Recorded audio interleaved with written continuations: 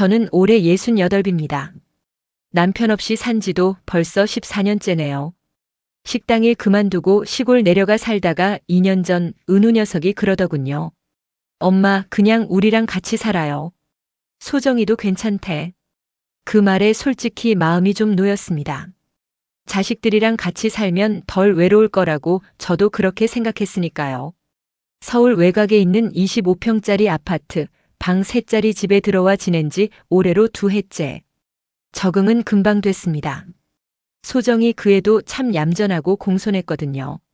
제가 아침에 반찬을 좀 해놓으면 어머니 고맙습니다. 어제 된장국 진짜 맛있었어요. 늘 그렇게 말도 예쁘게 하고요. 말수가 많은 편은 아니지만 불편하단 생각은 안 들었습니다. 하루 일과는 늘 똑같았습니다. 아침 일찍 일어나면 조용히 부엌에 들어가 밥 짓고 국 데우고 반찬 2가지 차려놓고, 은우는 아침밥을 먹기 전엔 말수가 거의 없었고 소정이는 늘 잔잔한 얼굴로 잘 먹겠습니다 한마디 하고 고개 숙였습니다. 설거지를 하고 나면 거실 소파에 앉아 잠깐 뉴스를 보거나 성경책을 넘기고, 오후엔 장 보러 잠깐 나갔다 오는 정도. 그날도 마찬가지였어요. 다만 잠이 좀 일찍 깼습니다. 밖은 아직 어둑했고 벽시계를 보니 새벽 4시 반. 아직 애들 방은 불도 꺼져 있고 조용했죠. 그런데 부엌 옆에 놓인 쓰레기 봉투가 눈에 들어왔습니다. 소정이가 늘 저한테 그러거든요. 어머니, 쓰레기는 제가 버릴게요. 무거우실 수도 있어서. 그 말이 고마워서 저는 늘 건드리지 않고 놔뒀습니다. 그런데 그날은 문득 저도 모르게 손이 먼저 움직였어요. 봉투 입구가 살짝 열려 있었는데 안에서 뭔가 낯선 게 보였거든요.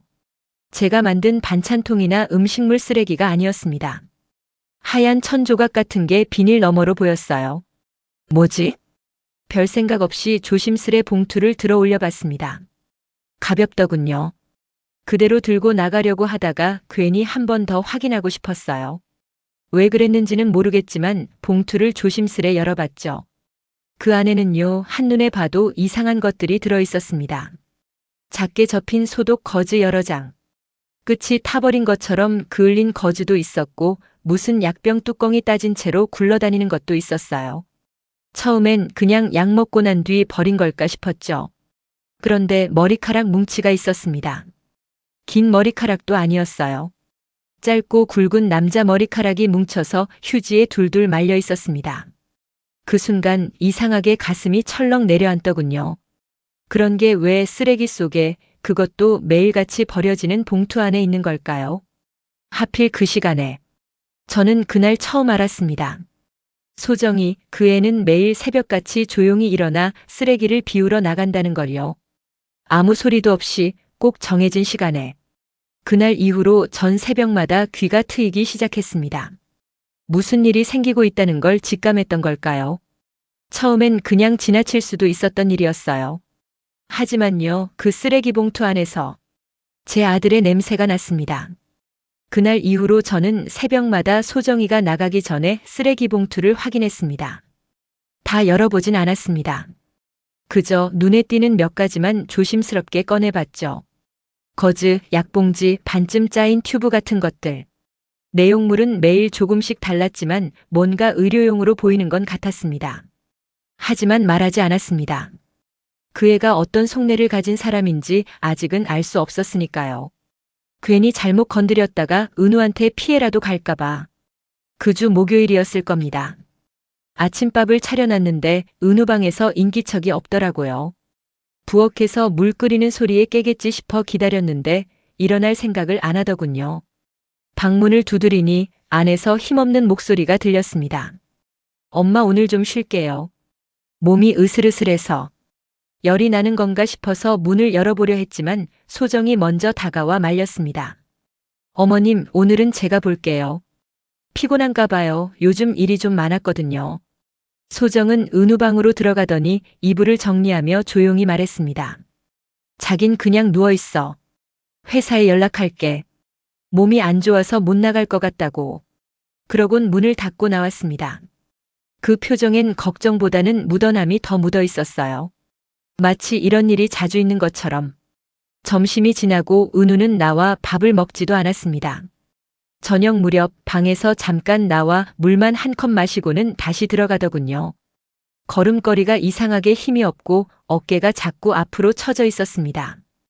은우야, 어디가 그렇게 아프냐? 감기 기운 같으면 병원에라도 가자. 그랬더니 은우는 고개만 저으며 말했습니다. 아니야, 그냥 요즘 좀 기운이 없네. 피곤한 것 같아. 괜찮아. 말투도 전보다 느려졌고 어딘가 맥이 빠져 있었습니다. 예전 같으면 엄마 밥 뭐 있어요? 하면서 먼저 식탁으로 달려왔을 애인데 그날은 저를 한 번도 똑바로 보지 않았습니다. 식탁에 나란히 앉은 소정은 미소를 띠며 말했어요. 요즘 스트레스가 많아서 그래요. 회사에서도 새로 맡은 거래처 때문에 피곤해하고 있거든요.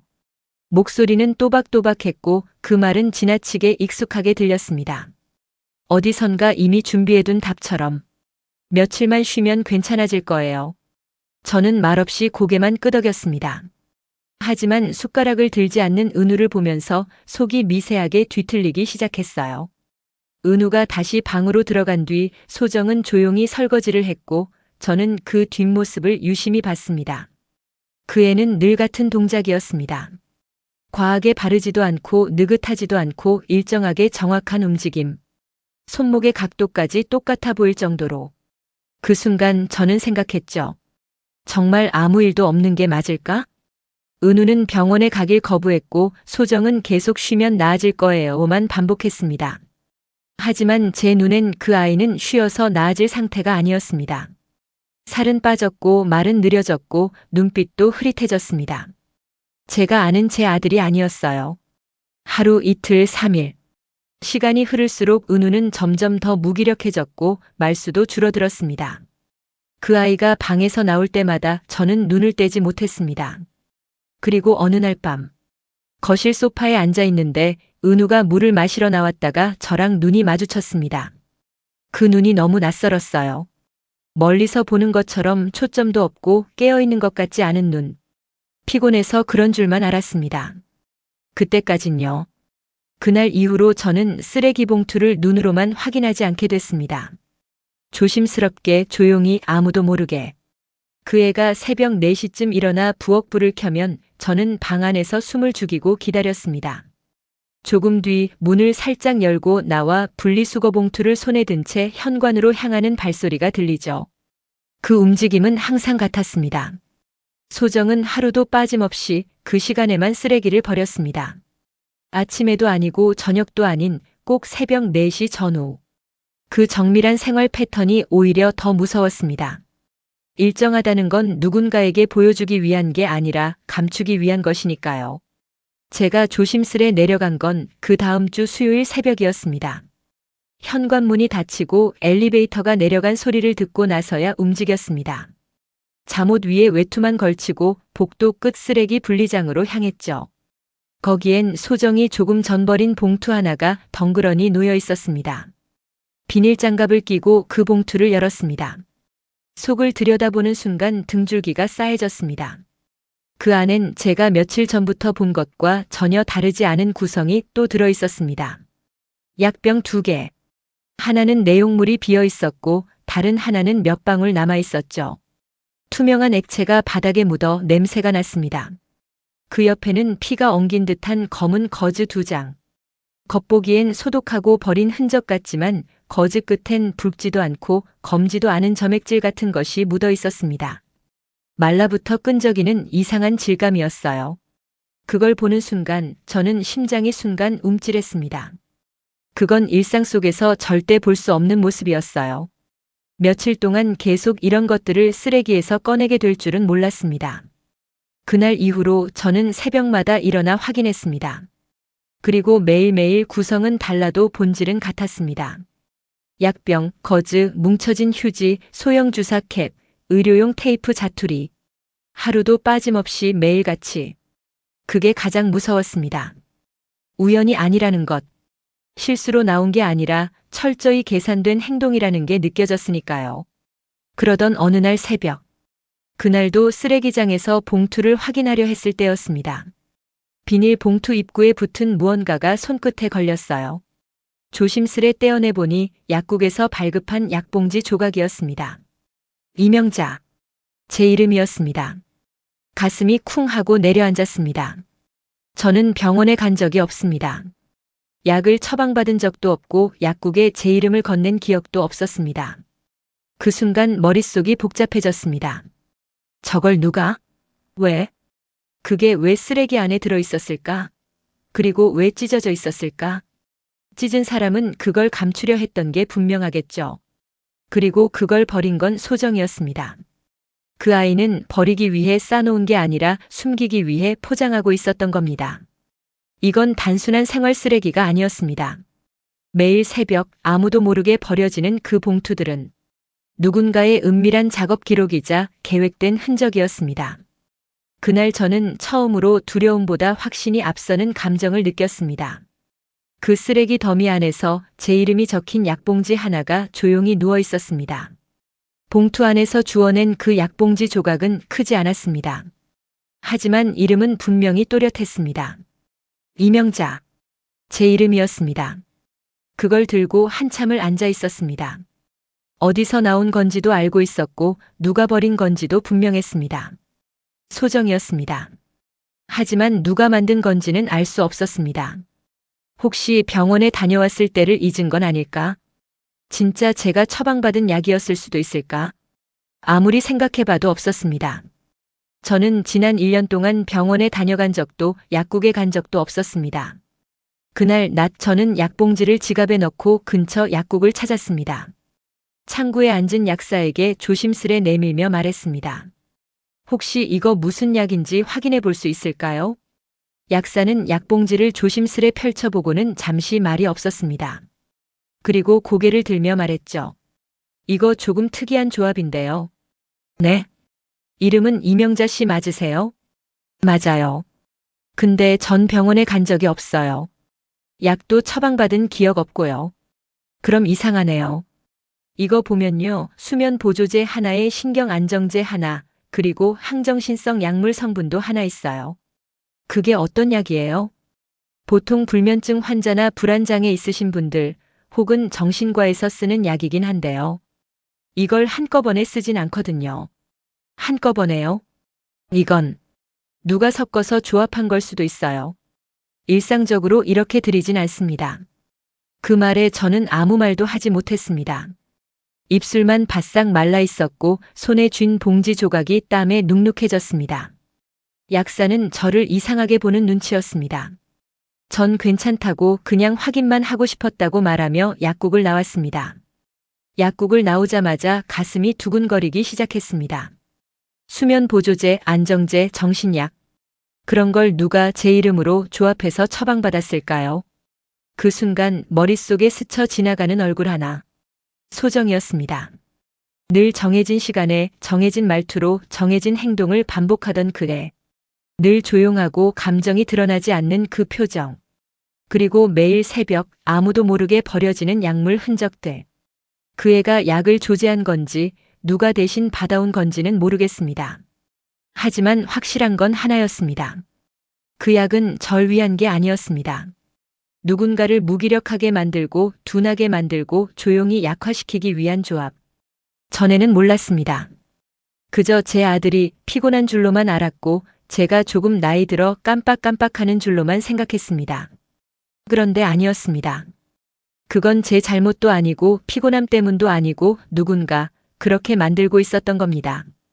집으로 돌아오는 길 다리가 떨려서 몇 번이나 멈춰 섰습니다. 아파트 입구를 지나며 분리수거장 앞을 지나치는데 멀리서도 그 자리에 놓인 비닐봉투가 선명하게 보이더군요. 검은 봉투 그 안에 담긴 게 이제는 너무나 명확했습니다. 계단을 올라오는 동안 머릿속에 한 생각만 맴돌았습니다. 내 이름으로 왜 저 약을 만들어낸 걸까?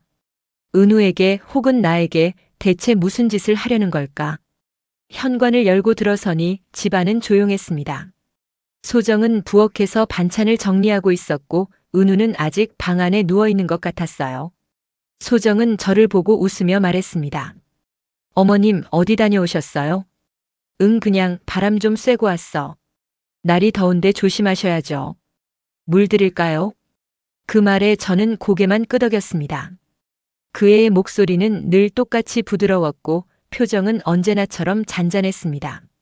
하지만 그 말들이 이제는 위로가 아니라 경고처럼 들렸습니다. 저는 부엌 문을 등지고 안방으로 들어가 지갑에서 약봉지를 꺼냈습니다. 확인했습니다. 약 성분 3개. 하나는 은우를 조용히 무너뜨리는 데 쓰였을 거고, 하나는 저를 어지럽히는 데 썼을지 모르겠고, 하나는 우리가 누구인지조차 잊게 만들기 위해 쓰였을지도 몰랐습니다. 누군가 우리 가족을 환자로 만들고 있었습니다. 그날 밤 저는 잠을 설쳤습니다. 머릿속에서 약사의 말이 계속 맴돌았기 때문입니다. 수면 보조제, 신경 안정제, 항정신성 약물. 그리고 제 이름으로 처방된 약봉지. 그날 이후 저는 더는 머뭇거릴 수 없었습니다. 무언가를 직접 눈으로 확인해야겠다고 생각했죠. 그래서 다음날 오전 관리사무소를 찾았습니다. 엘리베이터 CCTV와 복도 끝에 있는 분리수거장 방향의 카메라 위치를 확인하기 위해서였습니다. 관리실 안에서 근무 중이던 분에게 조심스럽게 말했죠. 저기 혹시 며칠 전 새벽 영상 좀 볼 수 있을까요? 무슨 일 있으세요? 아니요. 그냥 뭔가 이상해서요. 쓰레기 봉투가 자꾸 없어져서. 관리인은 흔쾌히 영상을 틀어줬습니다. 화면에 날짜를 입력하고 새벽 4시쯤으로 시간을 돌렸습니다. 처음엔 조용했어요. 엘리베이터 층수가 움직였고 분리수거장 쪽 복도 불이 켜졌습니다. 그런데 화면에는 아무도 보이지 않았습니다. 이게 이상하네. 여기 불이 켜졌다는 건 사람이 다녀간 건데. 다른 각도는 없나요? 복도 끝에 하나 있긴 한데 분리수거장까지는 사각지대예요. 딱 그 구간만 안 나옵니다. 그 말을 듣고 저는 모니터를 뚫어지게 쳐다봤습니다. 영상을 몇 번이나 돌려봤지만 그 시간대에 소정의 모습은 찍히지 않았습니다. 엘리베이터 층수는 내려갔고 불은 켜졌지만 사람 그림자는 단 한 번도 나타나지 않았습니다. 그건 단순한 우연이나 고장이라고 보기엔 너무 정확했고 반복적이었습니다. 그날 밤 저는 다시 생각했습니다. 소정은 CCTV에 절대 찍히지 않는 동선을 이미 알고 있었습니다. 엘리베이터 센서가 덜 민감한 지점, 복도 사각지대, 문 여닫는 속도까지. 그건 오랜 시간 동안 습득하고 조율한 행동이라는 걸 의미했습니다. 집으로 돌아와 거실에 앉아 있는데 소정이 다가와 조용히 물었습니다. 어머님, 오늘 어디 다녀오셨어요? 응. 관리실 좀 다녀왔어. 왜요? 그냥 CCTV 좀 확인하려고. 그 말에 소정은 잠깐 멈추더니 이내 환하게 웃었습니다. 어머님, 요즘 너무 예민하신 거 아니에요? 예민하다고? 요즘 잠도 잘 못 주무시고 신경 쓰시는 게 너무 많아 보여서요. 혹시 너무 스트레스 받으시는 거 아니에요?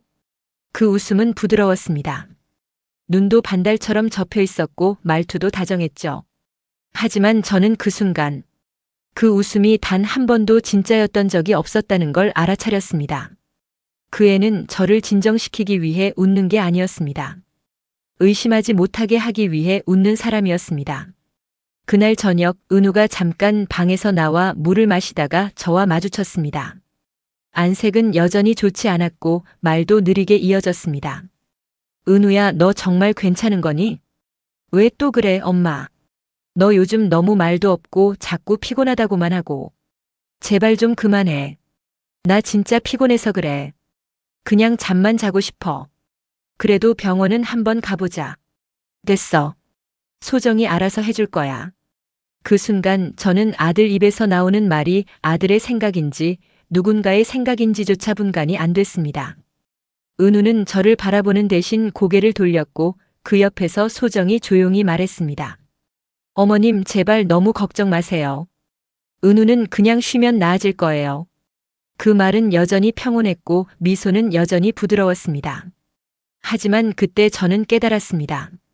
그 애는 거짓말을 할 때 더 부드럽게 웃는 사람이었습니다. 그날 아침 저는 냉장고 문을 열고 한참을 들여다보고 있었습니다. 무언가 꺼내려던 건 맞는데 뭘 꺼내려던 건지 도무지 생각이 나지 않았습니다. 김치통 뚜껑을 열었다가 닫고 다시 손을 뻗어봤지만 결국 그냥 문을 닫았습니다. 손에 들린 수건은 젖어 있었고 세탁기 위엔 미처 꺼내지 못한 빨래가 남겨져 있었습니다. 방에 돌아와 달력을 보다가 멈칫했죠. 며칠 전 무릎이 욱신거려 병원에 가려다 잊었던 날이 떠올랐습니다. 그날 왜 안 갔는지도 생각조차 나지 않았습니다. 전화라도 했었는지 기억해 보려 했지만 아무것도 떠오르지 않았습니다. 처음엔 그저 나이 탓이라고 생각했습니다. 그럴 수도 있겠지, 그렇게 넘기려 했습니다.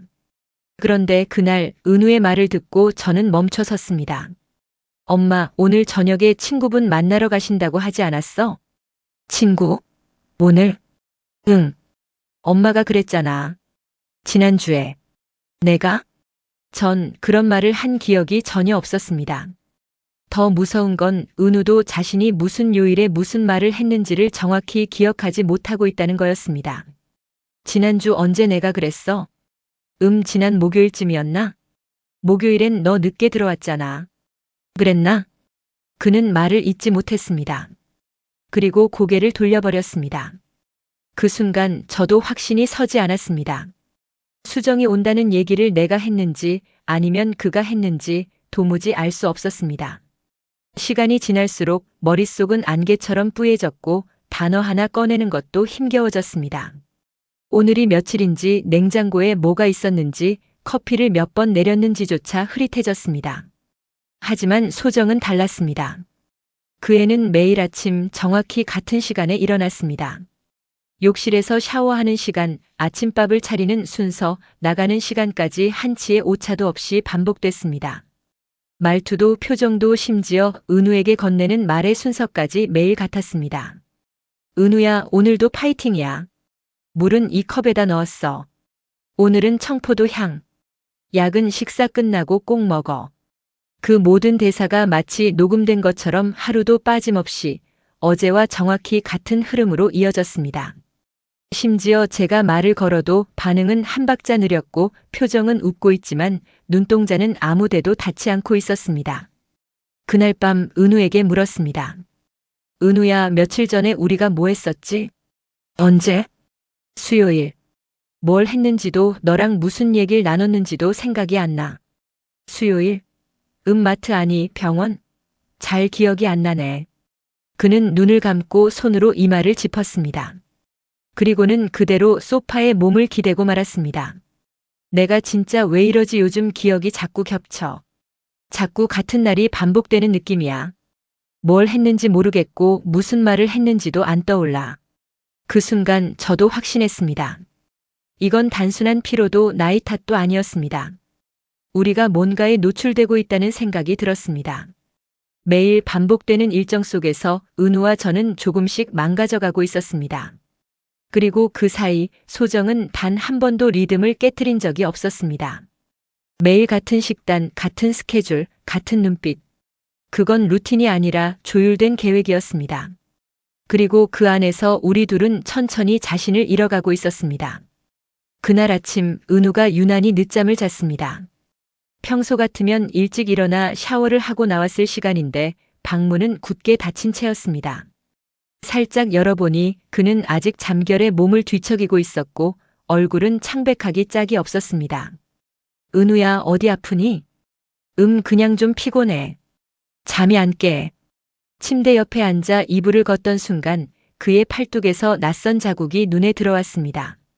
작게 부풀어 오른 피부, 둥글게 찍힌 자국. 그건 분명 바늘이 들어간 자리였습니다. 이건 뭐야? 주사 맞았어? 아, 그거? 소정이가 놔줬어. 비타민 주사래. 요즘 내가 좀 무기력하다고 했더니. 그는 무심히 웃으며 이불을 다시 끌어올렸습니다. 병원은 언제 갔다 왔는데? 아니, 안 갔어. 소정이가 놔줬어. 요즘 병원 가기도 귀찮잖아. 저는 숨이 턱 막히는 기분이었습니다. 그 애가 직접 주사를 놨다는 말이 너무 쉽게 나왔습니다. 소정이가 너한테 주사를? 응. 걱정 마. 의대 나왔잖아. 약도 잘 알아. 간호사보다 정확하다니까. 나보다 엄마가 더 걱정돼 보여. 그는 다시 이불을 뒤집어 썼습니다. 그 말투는 이상하게도 진심이라기보다 무기력한 체념처럼 느껴졌습니다. 그날 오후 소정이 귀가하자마자 저는 말을 꺼냈습니다. 소정아, 은우 주사 말인데 병원 처방 없인 위험하지 않아? 비타민 주사예요, 어머님. 그냥 컨디션 보충용이에요. 병원까지 갈 일도 아니고요. 그래도 혹시 모르는 일이잖니. 감염이라도 되면. 제가 제대로 소독하고 났어요. 병원에서 실습할 때부터 하던 거니까요. 그 애는 웃으면서도 눈빛은 조금도 흐트러지지 않았습니다. 그리고 마지막에 덧붙였습니다. 사실 어머님보다 제가 은우 상태는 더 잘 알고 있어요. 요즘은 기력도 없고 식사량도 줄었고 제가 곁에서 챙기는 게 오히려 더 낫더라고요. 그 말은 듣는 입장에서 상당히 불쾌했습니다. 마치 내가 뭘 해도 안 된다는 듯한 이미 선을 그은 말투였습니다. 며칠 뒤 은우를 데리고 직접 병원에 가야겠다고 결심했습니다. 하지만 그 계획은 실행되지 못했습니다. 아침 식사 중에 그 얘기를 꺼냈을 때 소정은 조용히 수저를 내려놓고 말했습니다. 검사요? 걱정 마세요, 어머님. 제가 다 체크하고 있어요. 요즘 피검사보다 정서적 안정을 먼저 봐야 해요. 아니, 정서보다 지금은 몸이 우선이지. 자꾸 무기력하다는데 피검사라도. 지금 은우가 필요한 건 병원이 아니라 충분한 휴식과 믿음이에요. 괜한 검사로 불안감만 키우지 않게 제가 균형 맞춰드릴게요. 그 애의 말은 또박또박 흔들림 없이 나왔습니다. 그 순간 은우는 아무 말도 하지 않았습니다. 그저 고개를 살짝 끄덕일 뿐이었습니다. 저는 그 자리를 피하고 싶었습니다. 하지만 더 무서운 건 그런 상황이 몇 번 반복되자 저조차도 그 애의 말을 쉽게 넘기지 못하게 됐다는 거였습니다. 소정이 하는 말에는 항상 근거가 붙어 있었고 표정은 침착했고 말투는 부드러웠습니다. 그럴수록 저는 점점 제 판단이 흔들리고 있다는 걸 느꼈습니다. 내가 너무 민감한 걸까? 정말 걔 말대로 별일 아닌 걸지도 몰라. 그렇게 스스로를 다독이며 그냥 넘긴 일이 한두 번이 아니었습니다. 심지어 은우도 이제 병원을 이야기하면 시선을 피했습니다. 괜찮아, 엄마. 요즘은 그냥 소정이 말대로 하는 게 제일 편해. 그래도 병원은 가봐야지. 약도 줄이고. 그냥 피곤할 뿐이야. 검사 받고 또 결과 기다리고 그런 거 별로야. 그의 얼굴은 말보다 훨씬 지쳐 있었습니다. 그 눈빛은 마치 그냥 놔둬달라는 듯 했습니다. 그날 밤 저는 주방에서 조용히 혼잣말을 했습니다. 왜 이렇게 된 걸까? 도대체 어디부터 잘못된 걸까? 그게 시작이었습니다. 병원을 안 가도 되는 이유, 피곤한 건 나이 탓이라는 말, 주사 한 대로 좋아진다는 설명. 그 모든 말이 어느새 진실처럼 작용하고 있었던 겁니다. 그날은 유난히 습했습니다. 쓰레기 봉투가 터져 있었고 조심히 흘러내린 내용물 사이로 종이 조각 하나가 눈에 띄었습니다. 처음엔 단순히 찢어진 메모쯤으로 여겼습니다. 하지만 그 종이는 보기 좋게 두 겹으로 접힌 상태였고 안쪽엔 타자기로 찍은 듯한 문장이 적혀 있었습니다. 진료의 기록은 모두 폐기하겠습니다. 신분 노출만 안 되게 해주세요. 순간 손끝이 얼어붙는 기분이었습니다. 종이를 펼친 채 숨도 쉬지 못하고 한참을 서 있었습니다. 그 문장 위에는 병원 로고가 흐릿하게 찍혀 있었고 작게 번진 글씨 아래에는 정신건강의학과 제세병동이라는 문구가 보였습니다. 병원명은 물에 젖은 듯 번져 있었지만 오른쪽 모서리에는 실습일지 양식의 테두리가 남아 있었습니다. 나는 조용히 부엌에 들어가 종이를 펼쳐 넓은 접시에 말려놓았습니다. 햇빛에 말리는 동안 또 한 장의 조각이 눈에 들어왔습니다. 마치 무언가에 찢겨나간 듯 겉면만 남아 있었고 뒷면에는 낯선 이름이 적혀 있었습니다. 환자 이경의 오후 3시 행동기록 주의 깊게 관찰 필요. 그 밑에는 누군가 사인한 듯한 엉성한 필체가 있었습니다. 서명은 번졌지만 그 이니셜은 익숙했습니다. 그건 소정의 이니셜과 같았습니다. 나는 부엌 의자에 털썩 주저앉았습니다. 손등에 식은땀이 맺히는 걸 느끼며 며칠 전 은우 팔에 있었던 주사 자국이 떠올랐습니다. 진료 기록 폐기, 신분 노출 방지, 환자 행동 기록, 실습 병동. 그 모든 단어들이 한 사람을 향해 수렴되고 있었습니다. 바로 소정. 종이를 말리며 그동안의 기억들을 하나하나 되짚었습니다. 언제부터였을까? 은우의 표정이 조금씩 무뎌진 게 언제부터였을까? 그 애가 우리 가족의 루틴을 관리하기 시작한 게, 그리고 언제부터였는지 모르게 우리 둘은 감시당하고 있었던 것 같았습니다. 그날 밤 다시 쓰레기 봉투를 뒤졌습니다. 비닐 장갑을 끼고 깔끔하게 정리된 쓰레기 봉투를 하나씩 살폈습니다. 깨끗하게 닦인 약 포장지, 뚜껑 닫힌 플라스틱 용기, 라벨이 떼어진 작은 박스들. 그리고 또 한 장의 종이 조각이 나왔습니다. 그건 병원 퇴원 기록 양식 일부였습니다. 상단에는 치료 경과 요약이라는 문구가 있었고 그 아래엔 의료진 판단하 병동 전환 부적합이라는 문장이 적혀 있었습니다. 서명은 없었지만 문서 하단엔 같은 병원의 로고가 찍혀 있었습니다. 나는 그대로 손에 쥔 채 방에 들어와 문을 잠갔습니다. 은우는 이미 잠든 상태였고 안방 불을 꺼놓은 채 나는 책상에 앉았습니다. 정확히 기억나는 단어만 종이에 옮겨 적었습니다. 폐기 요청, 노출 방지, 실습 병동, 전환 부적합. 어떤 실습이었고 어떤 환자였는지는 모르지만 그 문서가 쓰레기통에서 발견됐다는 사실 하나만으로도 이건 단순한 정리의 흔적이 아니었습니다.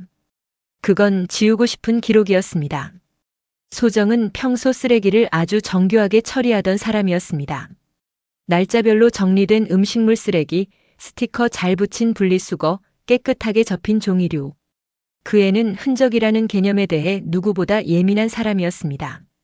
그런데 왜 이런 문서 조각들이 지금 이 집 쓰레기 봉투에서 나왔을까요? 나는 직감했습니다. 이건 실수일 수 없다고. 무언가 놓친 게 아니라 뭔가를 버리려는 시도가 너무 많았기 때문이라고. 그 애는 우리 둘을 점점 지워가고 있었고 그 흔적도 함께 지우려 하고 있었습니다. 그날 밤 나는 처음으로 그 애의 관리라는 단어에 다른 의미를 붙여보았습니다. 조절, 통제, 지시 그리고 은폐. 그 단어들이 하나둘 제 머릿속에서 줄지어 떠오를 때쯤 접시에 말려놓았던 종이 조각이 다시 보였습니다. 그 종이에 쓰인 마지막 문장은 분명 이렇게 적혀 있었습니다. 신분 노출만 안 되게 해주세요. 그 문장은 모든 걸 설명하고 있었습니다.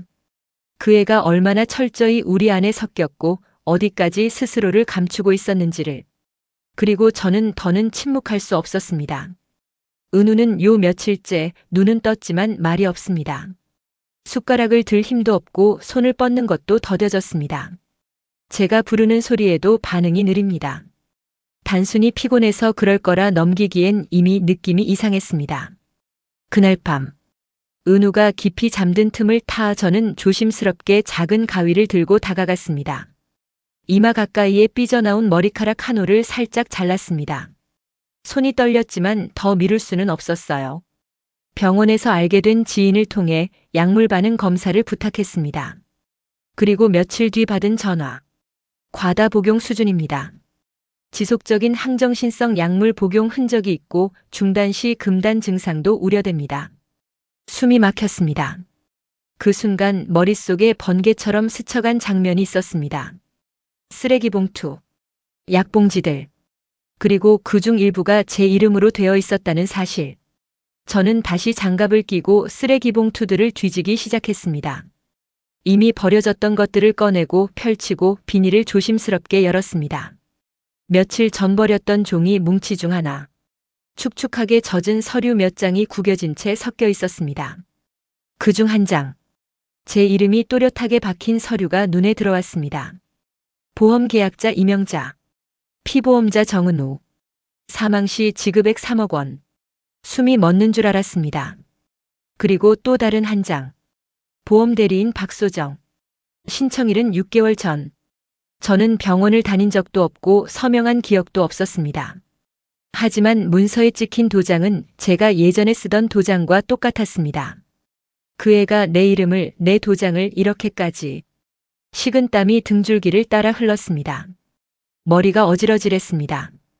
저는 종이들을 하나씩 펼치고 사진으로 찍고 따로 보관했습니다. 혹시라도 증거가 될까 싶어서요. 그리고 정리를 끝낸 뒤 주방 한켠에 앉았습니다. 은우는 여전히 방 안에서 자고 있었습니다. 소정은 오늘따라 일찍 잠자리에 들었고요. 그 밤 저는 잠들지 않았습니다. 눈을 감고 누웠지만 머릿속은 뒤엉켜 있었습니다. 소정의 얼굴, 그 눈빛, 약봉지, 주사 자국, 은우의 말라가는 얼굴 그리고 보험 서류. 그 모든 조각들이 퍼즐처럼 맞춰지기 시작했습니다.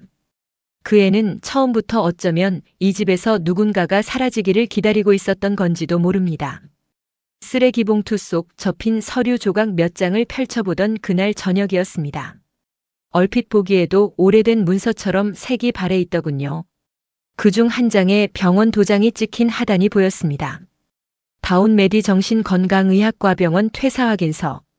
서류는 일부 찢겨 있었고 이름 부분은 흐릿했지만 장소정이라는 글자가 확실하게 남아 있었습니다.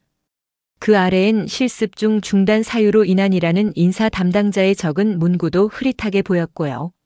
그날 밤 저는 서류에서 확인된 병원명을 노트에 옮겨 적고 검색을 시작했습니다.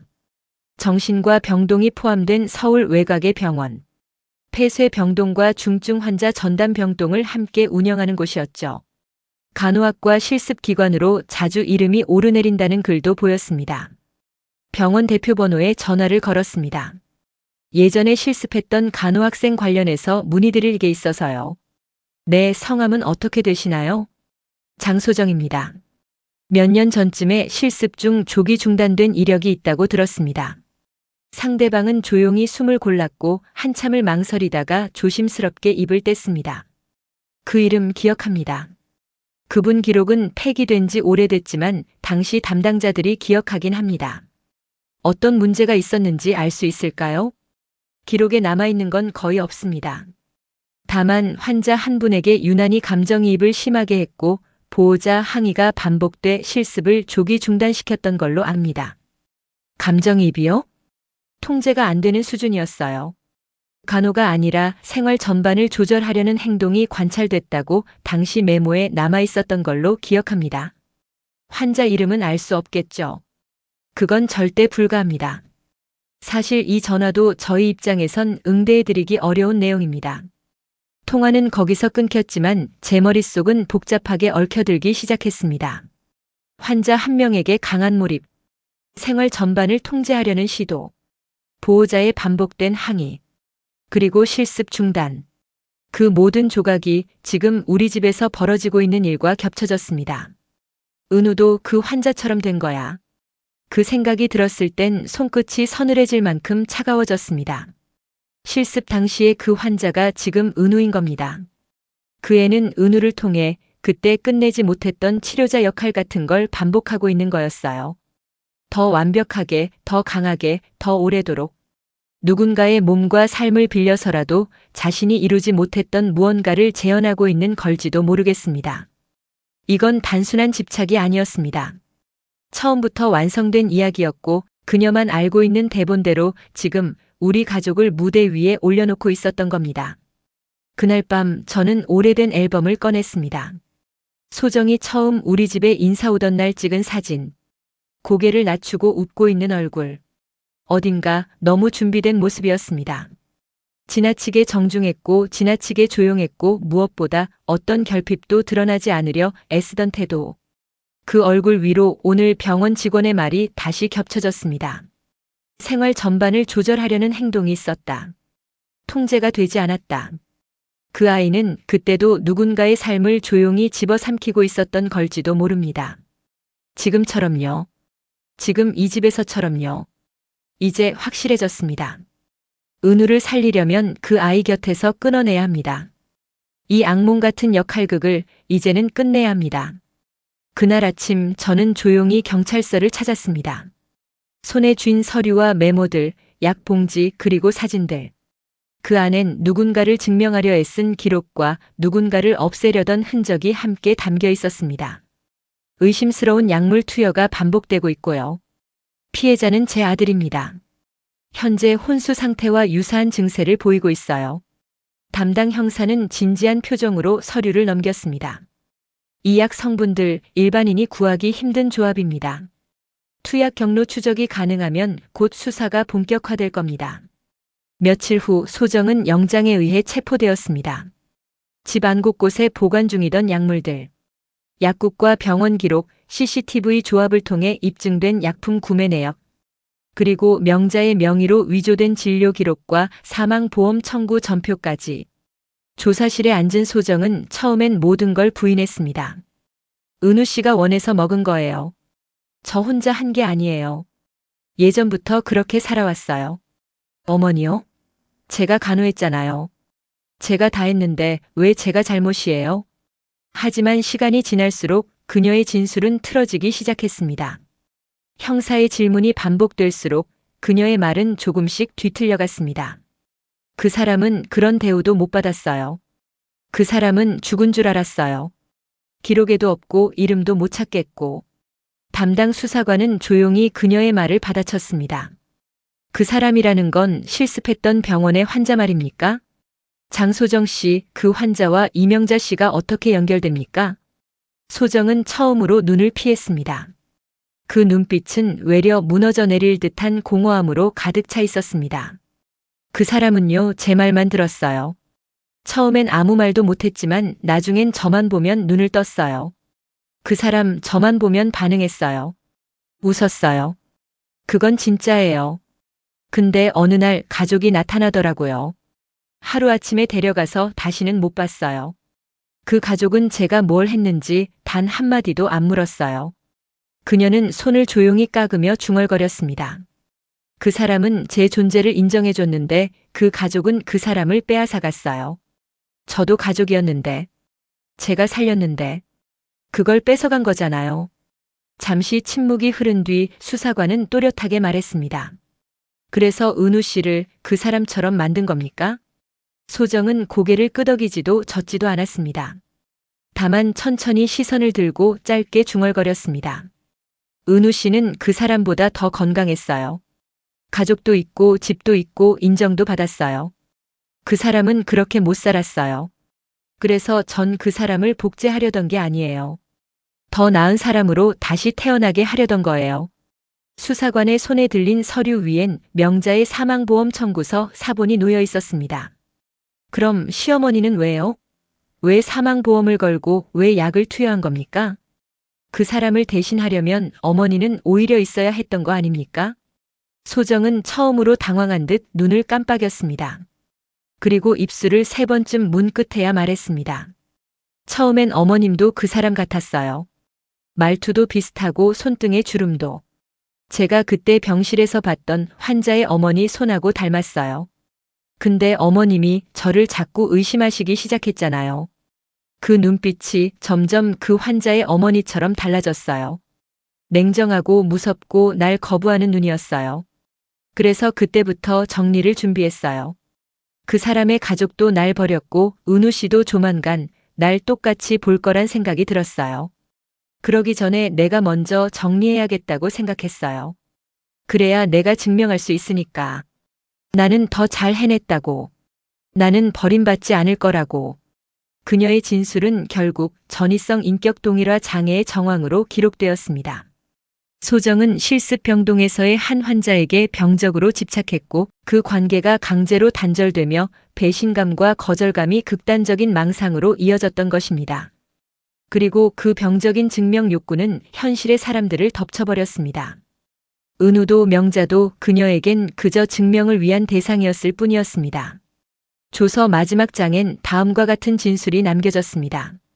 어머님은요, 제 증거였어요. 처음부터 끝까지 저를 증명해주는 마지막 사람이었어요. 소정이가 경찰에 넘겨지고 병원에서 정신감정을 받는 걸 바라보면서도 제 마음은 이상하리만치 고요했습니다.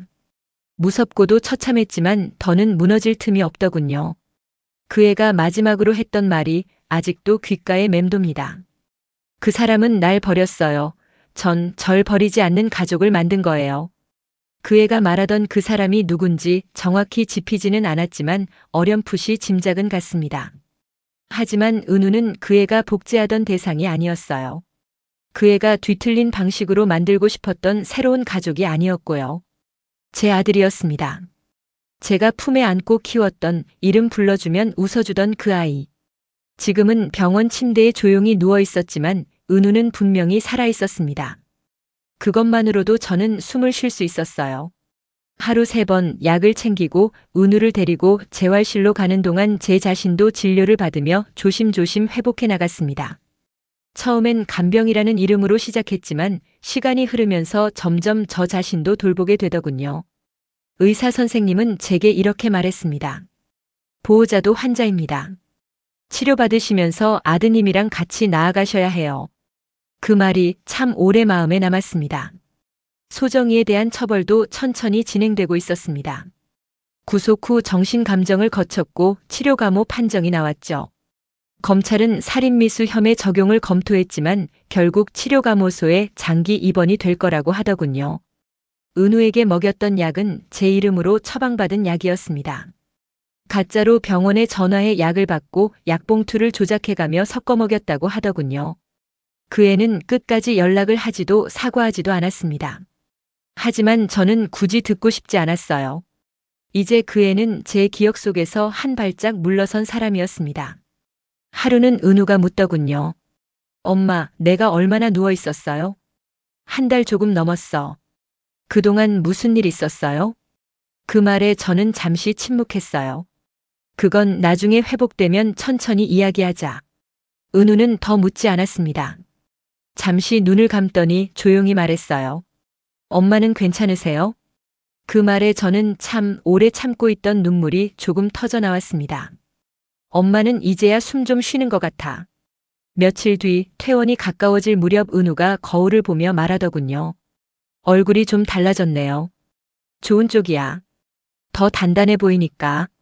제가 그렇게 말하자 아이처럼 웃던 얼굴이 떠오릅니다. 그날은 날씨도 맑고 병원 복도에도 햇살이 들었습니다. 원무과에서 서류를 정리한 뒤 자판기 앞에서 잠깐 멈춰 섰습니다. 뭐 마실래? 아이스 커피요. 그건 아직 안 돼. 약 먹잖아. 아, 그렇죠. 둘 다 동시에 웃었습니다. 참 평범하고 조용한 웃음이었지만 그때 저는 알았습니다. 이제 진짜로 괜찮아질 수 있겠구나. 물론 아직 완전히 편한 건 아닙니다. 밤엔 가끔 잠에서 깨 은우 숨소리를 확인하고 약 봉투를 다시 열어보기도 합니다. 혹시 또 내 이름으로 된 약이 있는 건 아닌가 괜한 걱정을 하면서요.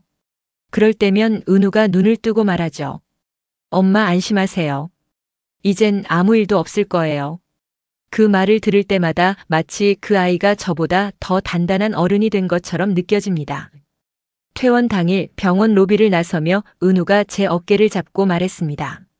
엄마 고마워요. 저는 말없이 그 손을 톡톡 2번 두드려줬습니다. 이 아이가 살아있다. 그 하나로 충분했습니다. 사람이 무너지는 데는 이유가 필요 없지만 다시 일어서려면 누군가의 손이 필요합니다. 제가 그 손을 잡았던 건 결국 저도 누군가에게 잡히고 싶었던 거겠죠. 아직 완전히 끝난 건 아니지만 이젠 다시 시작할 수 있습니다. 그걸로 충분합니다. 정말로요. 오늘도 마흔 이후 사람 공부와 함께 해주셔서 감사합니다. 이 이야기가 여러분 마음에 작은 울림이 되었다면 좋아요와 구독 그리고 알림 설정 부탁드립니다. 다음 시간에는 또 다른 인생의 이야기로 당신의 하루에 따뜻한 동행이 되어 드릴게요. 감사합니다.